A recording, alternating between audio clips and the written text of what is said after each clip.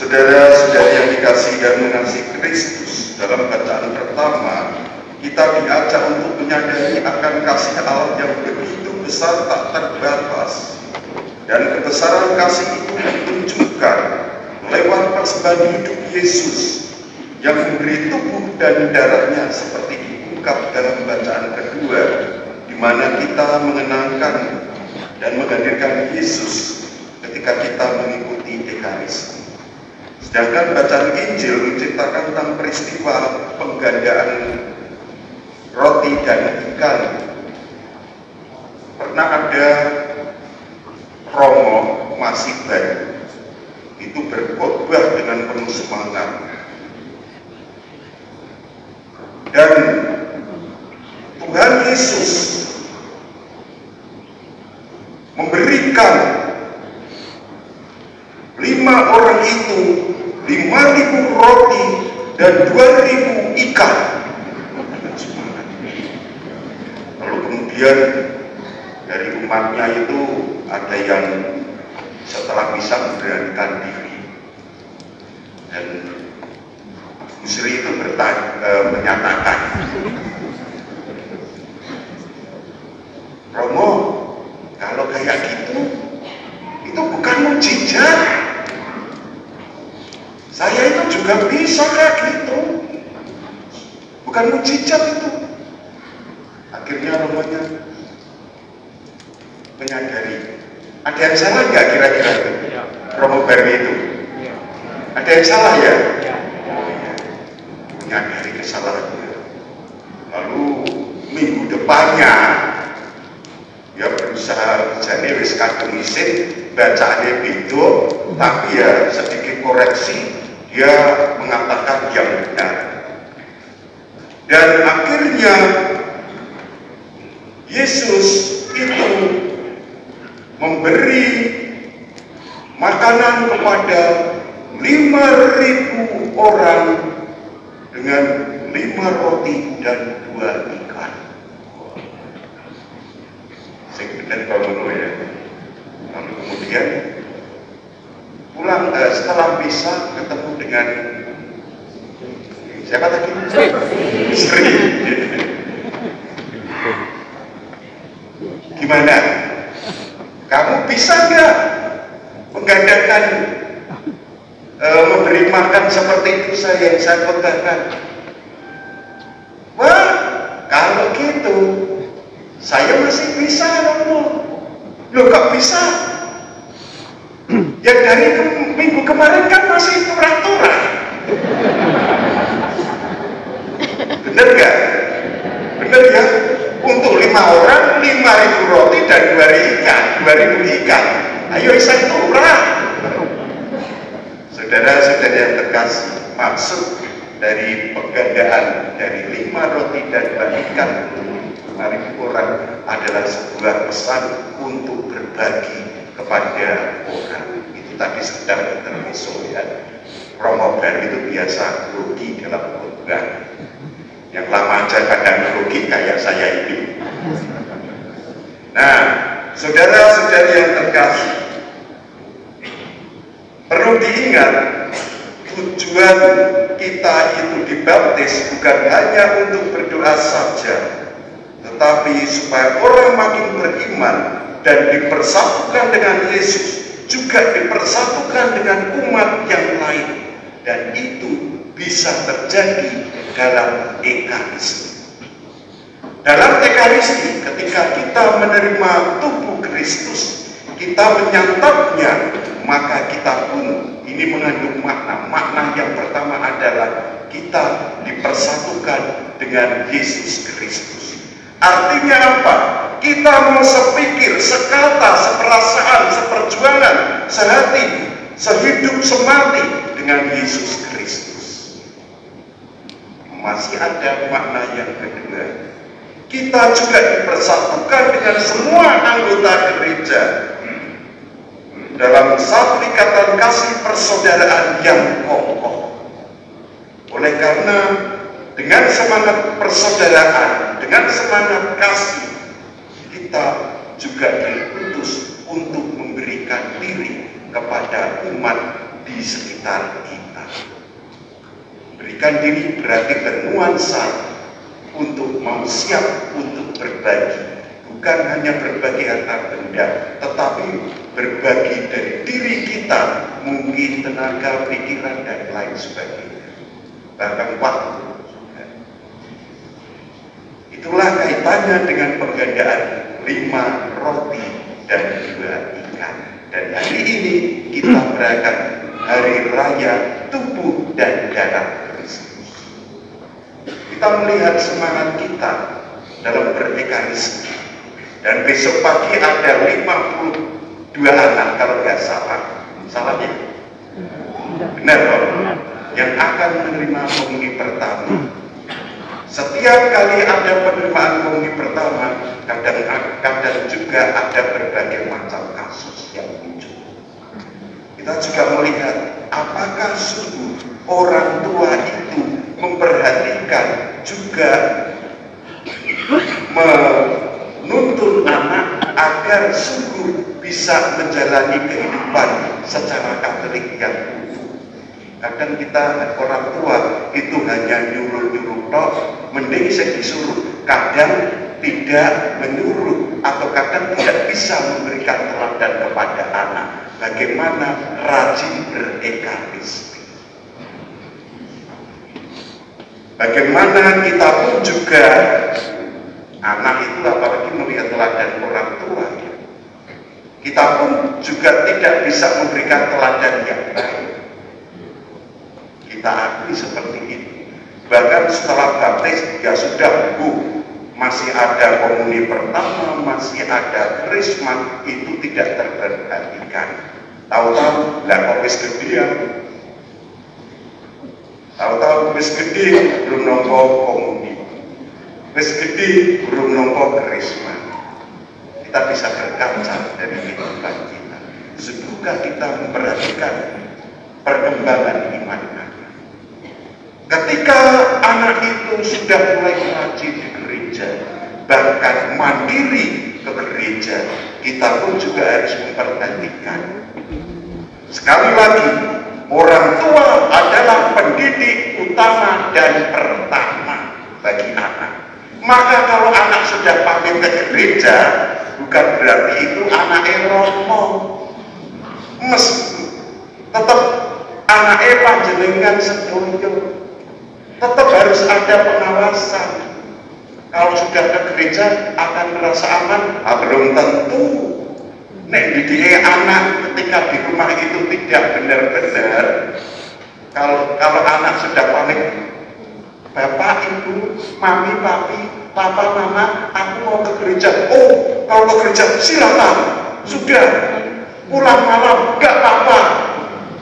Atau sampai pulang pagi nggak apa-apa. Padahal belum tentu ke gereja itu mesti anaknya dari apik, suci, kudus, belum tentu. Kan bisa jadi itu menjadi pelarian. Mau ngegame, mau pacaran, kalau ponakan wong tuane diseneni, dimarahi, ngegame terus kapan belajarnya? Kamu itu masih kecil, pacaran. Paling aman melarikan diri ke gereja. Bisa enggak? Bisa. Apalagi gerejanya ruangannya banyak, lahannya luas.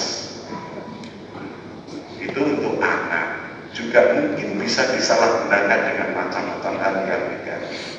Sekali lagi kita diingatkan, di hari raya Tritunggal Maha Kudus, di hari raya tubuh dan darah Kristus ini, kita akan yang menerima tubuh dan darah Kristus berusaha untuk sepikir, sehati, sehidup semati dengan Kristus. Maka didiklah anak dan bercerminlah untuk sendiri apakah sungguh kita sehati, sehidup dan semati sama seperti Kristus, sehingga bisa menjadi teladan dan semangat untuk melayani sesama. Marilah kita hening sejenak untuk meresapkan tanpa sabda sore. Bacaan dari kitab Kejadian. Melkisedek, Raja Salem, adalah seorang imam Allah yang Maha Tinggi. Ketika Abraham kembali dari kemenangannya atas beberapa raja, Melkisedek membawa roti dan anggur, lalu memberkati Abraham. Katanya, "Diberkatilah kiranya Abraham oleh Allah yang Maha Tinggi, Pencipta langit dan bumi, dan terpujilah Allah yang Maha Tinggi, yang telah menyerahkan musuh-musuhmu ke dalam tanganmu." Lalu Abraham memberikan kepada Melkisedek sepersepuluh dari semua jarahannya. Demikianlah sabda Tuhan.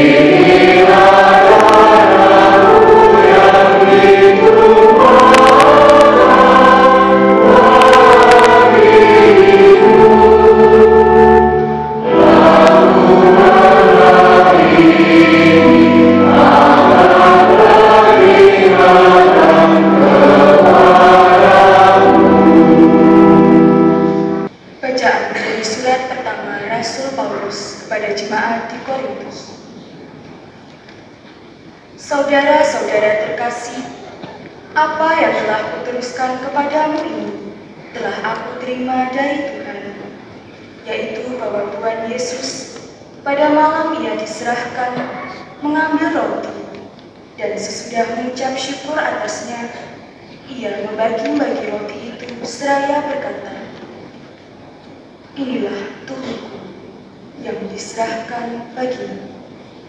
Berbuatlah ini untuk mengenangkan daku." Demikian juga ia mengambil cawan sesudah makan, lalu berkata, "Cawan ini adalah perjanjian baru yang dimeteraikan dalam darahku. Setiap kali kamu meminumnya, perbuatlah ini untuk mengenangkan daku. Sebab setiap kali kamu makan roti ini dan minum dari cawan ini, kamu mengucapkan wafat Tuhan sampai ia datang." Demikianlah sabda Tuhan.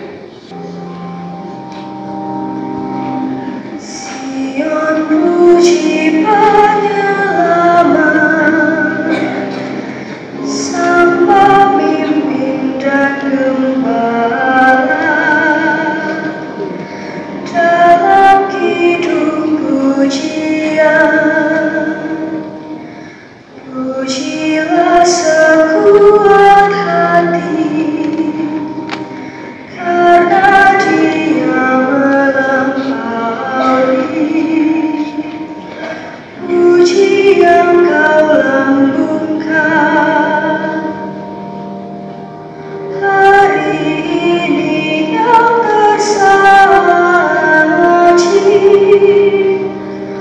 roti hidup yang dipuji, sumber hidup yang kekal. Itulah yang dihidangkan bagi para rasul Tuhan. Tak perlu diragukan.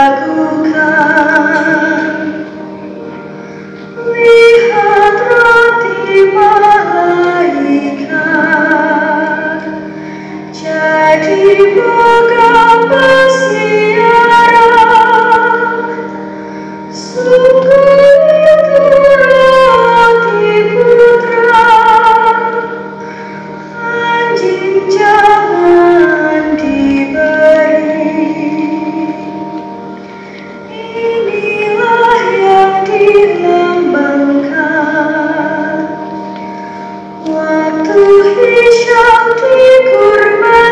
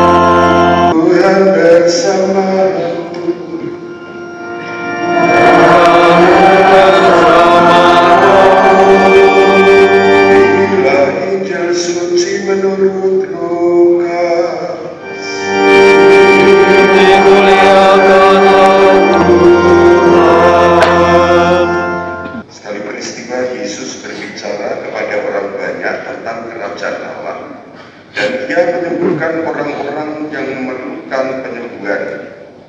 Pada waktu hari mulai malam, datanglah ke-12 murid kepada Yesus dan berkata, "Suruhlah orang banyak itu pergi, supaya mereka pergi ke desa-desa dan kampung-kampung sekitar ini untuk mencari tempat penginapan dan makanan.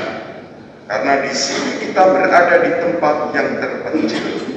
Tapi Yesus berkata kepada mereka, "Kamu harus memberi mereka makan."